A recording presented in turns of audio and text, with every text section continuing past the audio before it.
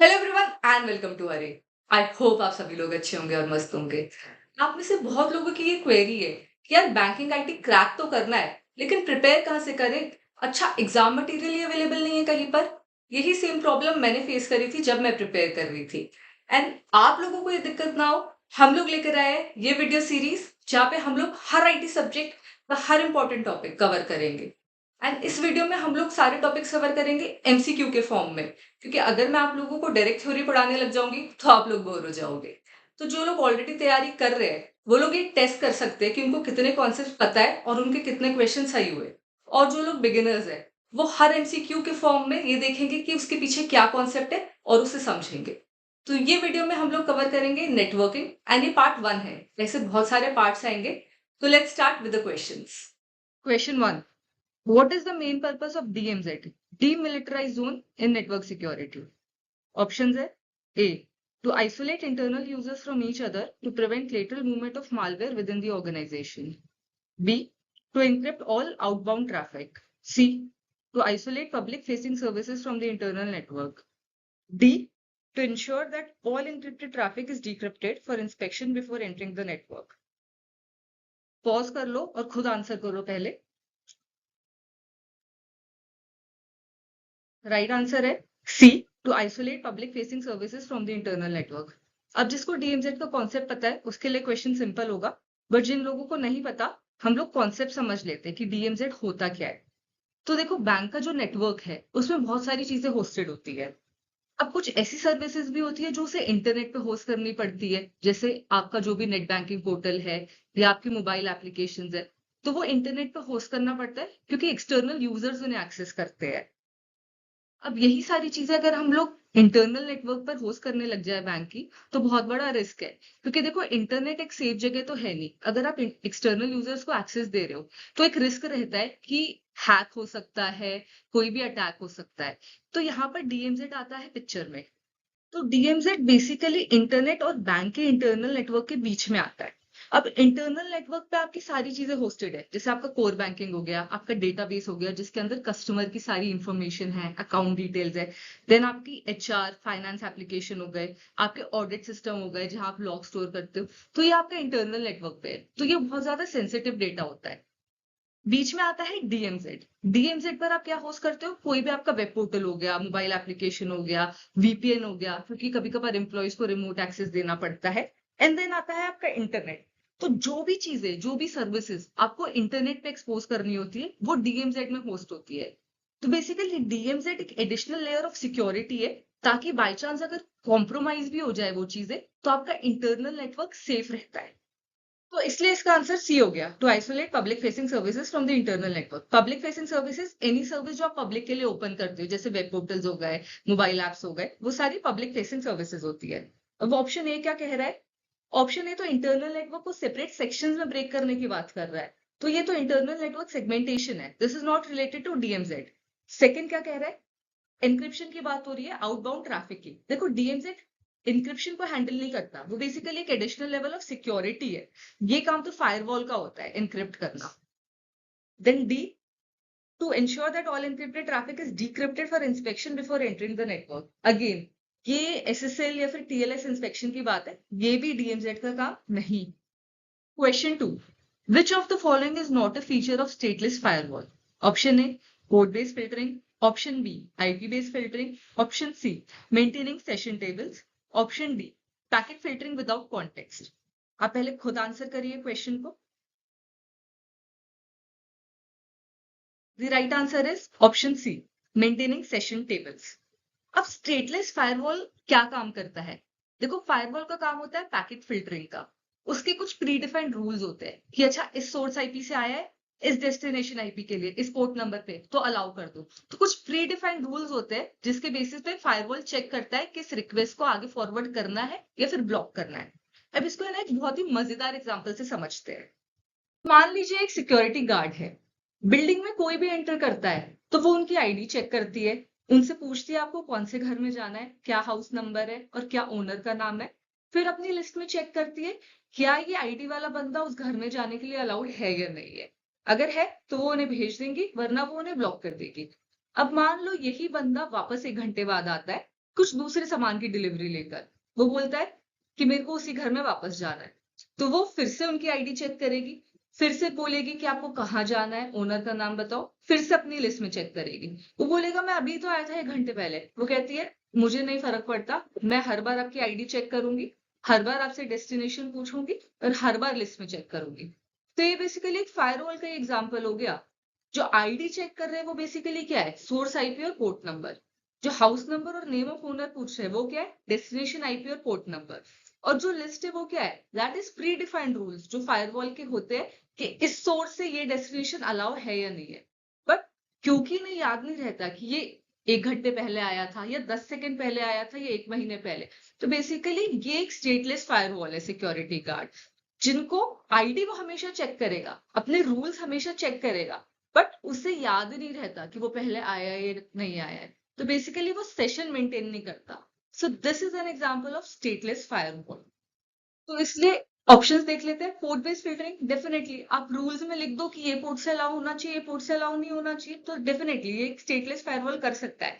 IP based filtering definitely कर सकता है। आपको रूल्स में लिखना होगा इस आईपी के लिए हमेशा ब्लॉक करना है। अगर आपको कोई सस्पिशियस आईपी लगता है तो फायरवॉल शुड ऑलवेज ब्लॉक, तो इट विल डू इट। आपको पर्टिकुलर आईपीज के लिए अलाउ करना है तो आप वो डाल सकते हैं। Maintaining session tables, this is the right answer, because stateless firewall session maintain नहीं करता। उसे नहीं याद रहता ये रिक्वेस्ट पहले आई थी, ये रिक्वेस्ट नहीं है। जब भी रिक्वेस्ट आएगी वो हमेशा अपना चेक करेगा क्या सोर्स है, क्या डेस्टिनेशन है, क्या ये अलाउड है। ठीक है, तो it does not maintain session, that is why C is the correct answer. And D is packet filtering without context. तो ये तो उसकी डेफिनेशन ही हो गई, पैकेट फिल्टर वो करता है पर विदाउट कॉन्टेक्स्ट। उसे कॉन्टेक्स्ट ही नहीं पता कि ये नई रिक्वेस्ट है, ये किसी ऑथेंटिकेटेड रिक्वेस्ट का रिस्पॉन्स है। अगर आपने कोई रिक्वेस्ट इनिशिएट करी है और उसका आप रिस्पॉन्स भेज रहे हो, तब तो आपको लगता है कि यार ये तो जेन्युइन रिक्वेस्ट थी, इसका रिस्पॉन्स तो अलाउ करना चाहिए। बट नहीं, स्टेटलेस फायरवॉल विल चेक। तो it is basically packet filtering without context. तो आई होप आपको स्टेटलेस फायरवॉल का मतलब समझ में आया होगा। अब हम लोगों ने स्टेटलेस फायरवॉल के बारे में तो समझ लिया है, तो एक क्वेश्चन स्टेटफुल फायरवॉल पर भी देख लेते हैं। Question 3, which of the following can be enforced by a stateful firewall but not by a stateless one? Options है A, block all UDP traffic. Option B, allow packets from an external server only after an internal host initiated a session. Option C, filter packets based on port numbers. Option D, inspect TCP flags for each packet. अगर आप लोग को stateless firewall समझ में आया है तो ये क्वेश्चन आप आराम से आंसर कर सकते हैं।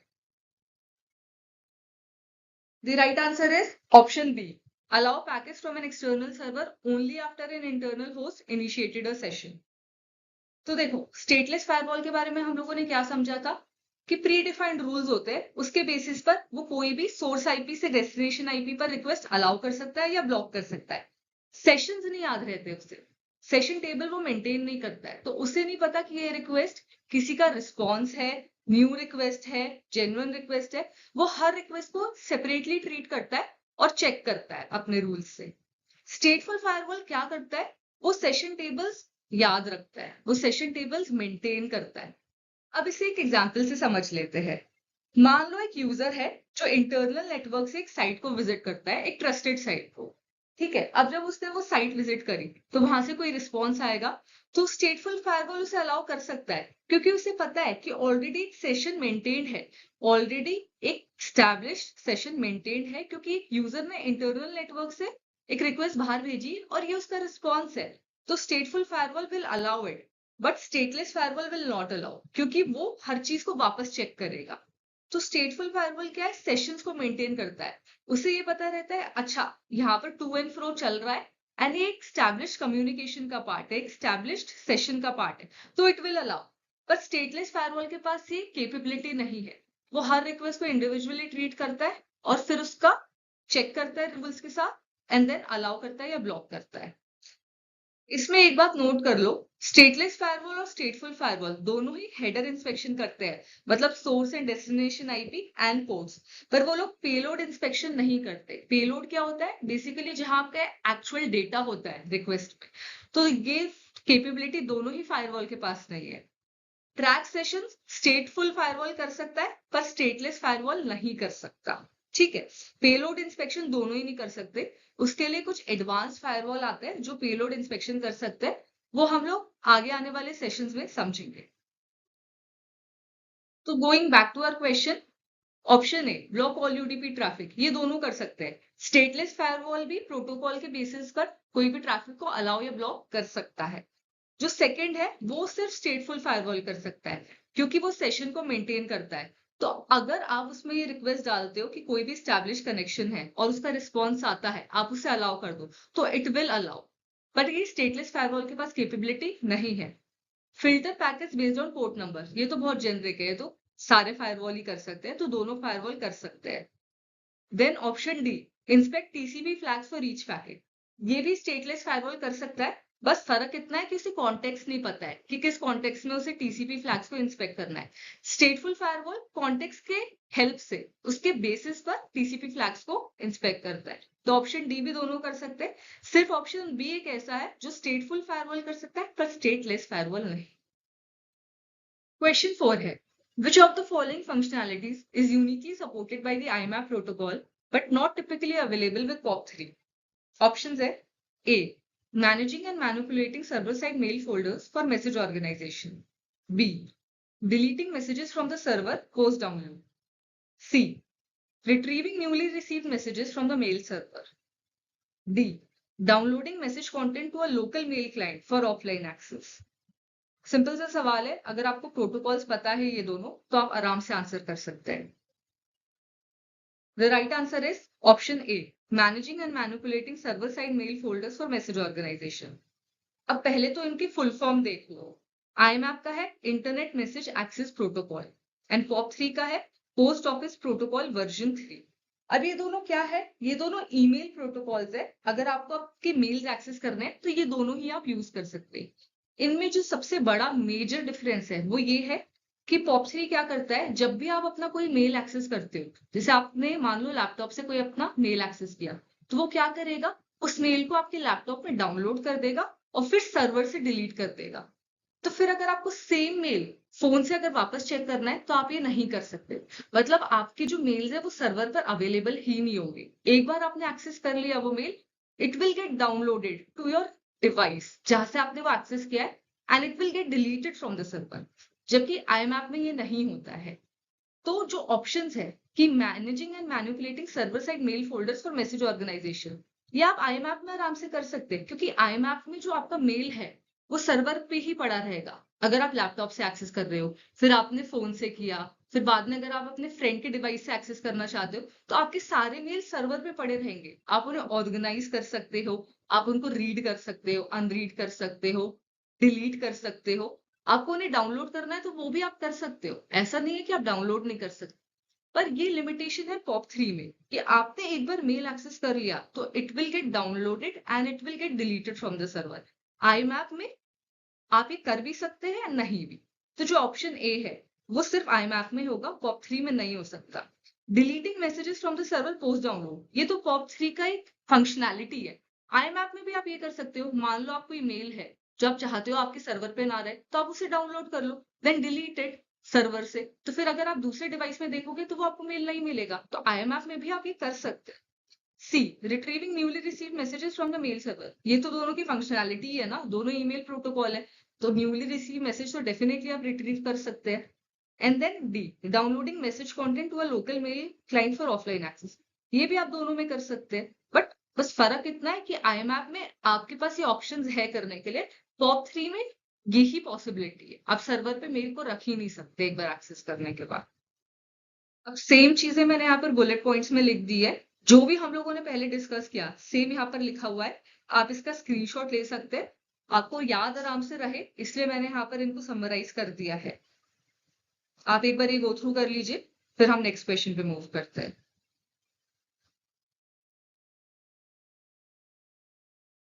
Question number 5. Which security extension is used in the context of SMTP to verify that incoming mail originates from an authorized mail server? Options है A, MIME, option B, SPF, option C, IMAP, option D, FTP. अगर आप लोग को options पता है तो आप easily identify कर सकते हैं कि क्या करेक्ट आंसर है। And the right answer is option B, SPF। अब इनकी एक बार फुल फॉर्म देख लेते हैं। माइम का क्या फुल फॉर्म है? Multipurpose internet mail extension. SPF का मैं ऑलरेडी बता चुकी हूँ।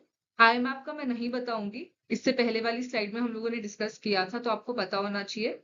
NFTP का है फाइल ट्रांसफर प्रोटोकॉल। अब एक एक करके ऑप्शन समझ लेते हैं। माइम का क्या मतलब है?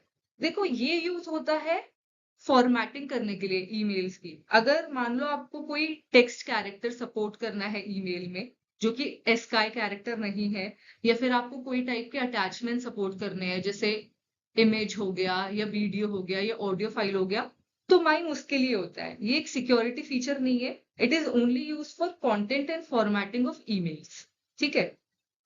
SPF क्या है? SPF एक सिक्योरिटी एक्सटेंशन है जो कि ईमेल स्पूफिंग को प्रिवेंट करता है। अब इसको एक एग्जांपल से समझ लेते हैं। मान लो मेरे बैंक ने एक सेटअप किया हुआ है SPF रिकॉर्ड। SPF रिकॉर्ड में क्या होगा? List of approved mail servers. मतलब अगर मेरा बैंक किसी को मेल भेजता है तो वो सिर्फ उन मेल सर्वर से ही मेल कर सकता है।